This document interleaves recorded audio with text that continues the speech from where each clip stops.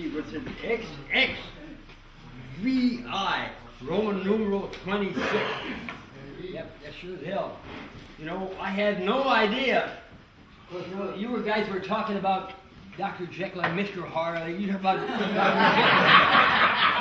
Mr. Harley isn't that good. Mr. Harley, here's what I used to say. I'm from North Dakota. This is the North Dakota, this is the Dakota hat. I can say I'm a fucker and a fighter and a wild bull rider.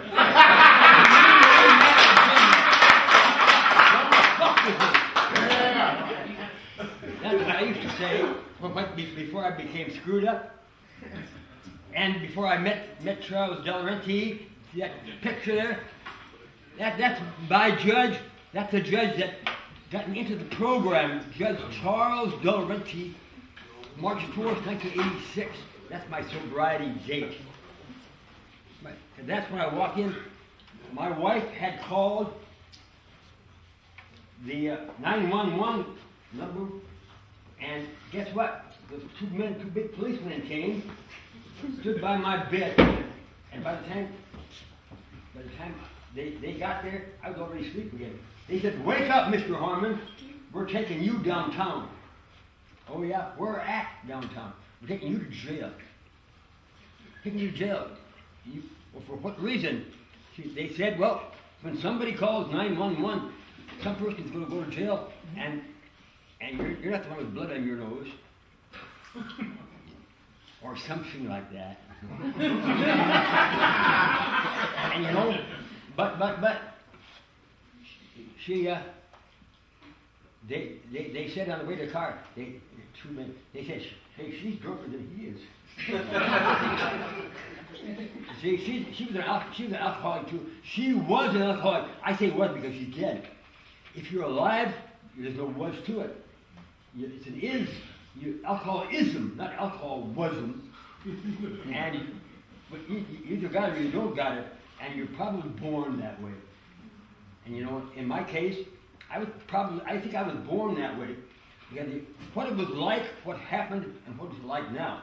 What it was like, well, you know, my drinking behavior was, it was a lot of fun, especially in my motorcycle days.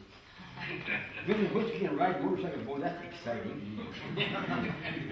But I woke up in the hospital one day, and they said, there was two girls tickling my feet. They said, hey, he's waking up. I said, where am I? I said, is this heaven? Angels? They said, no, we're not angels. We're nurses in a hospital. He said, which hospital is it, do you think? I said, I hope it's group health. I have health insurance with them. Yeah, it is. It's group health. And boy, oh boy. You know, that was when I became, I'm half paralyzed. See, I used to be quite functional. I'm still functional. I'm still semi-functional. And like I was a functional alcoholic. I was diagnosed that way. Well, who diagnosed me? I didn't do it. My doctor didn't do it. She asked me, she said, are you an alcoholic, Harley? I said, no, I'm not. She was good. I'm glad to hear that. She said, it's bad to be an alcoholic. That my doctor said. But the one that diagnosed me was my dental hygienist. You know, cleans your teeth. You know, I got early morning teeth cleaning and get drunk the night before and come to, and she said to me, cleaning my teeth, she said, you're an alcoholic, aren't you, Harley? Aren't you? I said, why you call me something horrible like that? Because she said, you are. She said, you look like one, she said, you act like one, and in addition to that, you smell like one. So I looked at one, and I smelled like an alcoholic. She could smell the acetaldehyde, but she smelled. See, I'm a chemist too. See, our first oxidation product, when we all drink alcohol, we all convert it into acetaldehyde. That's the first oxidation product. And then, if you're an alcoholic, part of that acetaldehyde goes to the brain and you combine it with the dopamine because we have an extra enzyme. I learned this in treatment. Enzyme in your body. that converts you into a drug 100 times more addictive than morphine, than heroin. That's what we alcoholics are drug addicts. Now, I didn't know that either. Like I said, when the treatment, I said, lucky, I listened to it, there's about 40 of us there, and most of them were drug addicts. They're just straight drug addicts. They were cocaine, heroin, God knows what else, you know. But I told my counselor, lucky, I don't belong here. She said, why not? I said, listen to them talk, they're all drug addicts. I said, I'm not a drug addict. Well, she said, well, we think you are. We think you're an alcoholic. And if we're right there, if you are an alcoholic, you are a drug addict. And your drug is the liquid drug alcohol. The liquid drug alcohol, it's a narcotic drug. It is a narcotic drug. Look it up on Facebook. No, look it up on Facebook.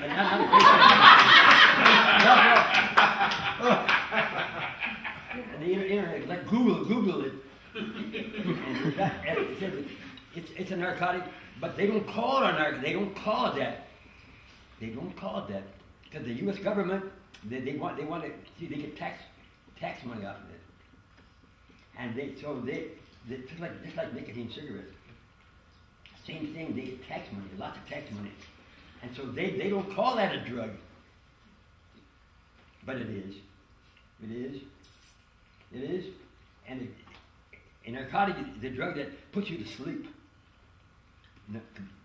Because it's from the Greek word narcosis.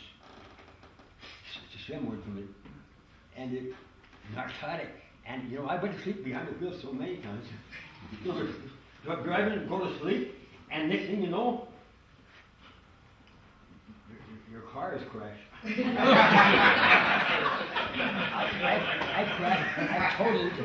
I totaled about 4 in my life car, just completely totaled them. And hey, that's not fun, not fun. And then the police would come. And but if you were really sick, they didn't take you to jail. They take you to hospital.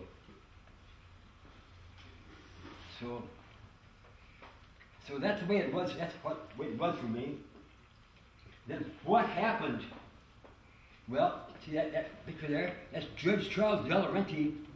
He's the one on March 4th, 1986. He sentenced me to 1 year of sobriety. Not 26 years, but 1 year. He said, you're going to stay sober, Harley. He said, I'm going to see to it that you do. He said, I'll be watching you. He said, I won't personally watch you, but I have spies. We know all about you. We know exactly where. I have your rap sheet here. He said, I know where you live. I know where you did your drinking. I know where you work. I have spies planted in all those places. It's because she's my beautiful BFW, fat, big fat wife. She was. He said, you know, I have your spy planted right in your house, don't you? He said, if she calls 911 again, then our deal is off. He said, and you're gonna go to jail. Simple as that. So that's how I got into the program, and because he said I had to go to 2 AA meetings a week and get the paper signed. He gave me a probation officer. First he made me Sam Breezy. I didn't like him. I said, you gotta give me a different probation officer. I can't stand this guy. He said, okay, we'll do it one time. We'll give you a female probation officer. So they gave me one, Kathy Jo Stringer. That was her name. Well, Kathy Jo Stringer, one day, I had to see her periodically.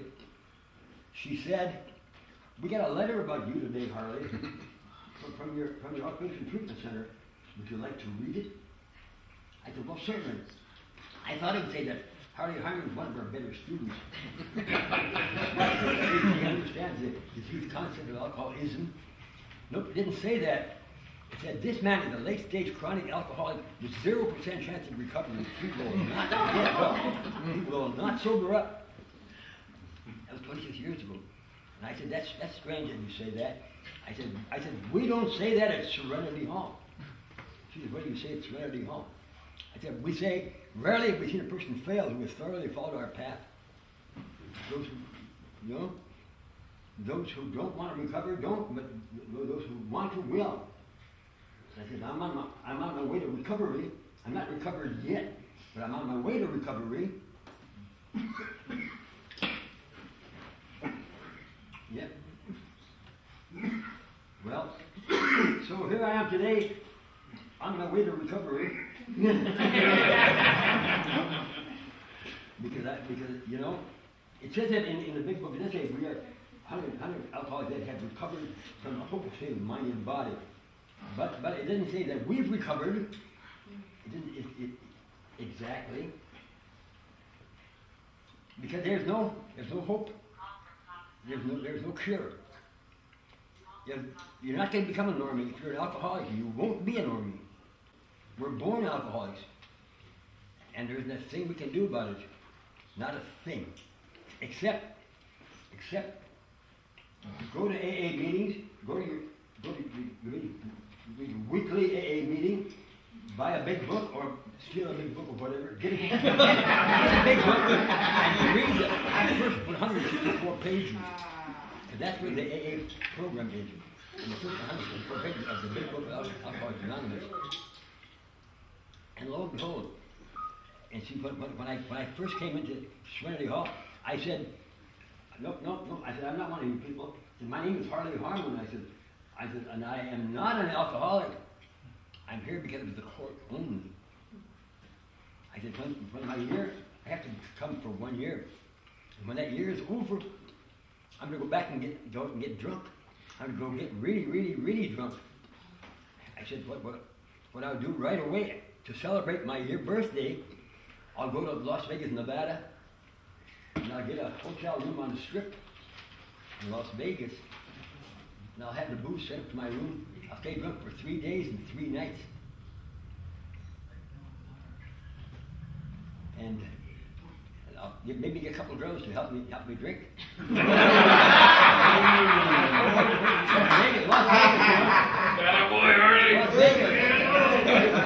Get her doing.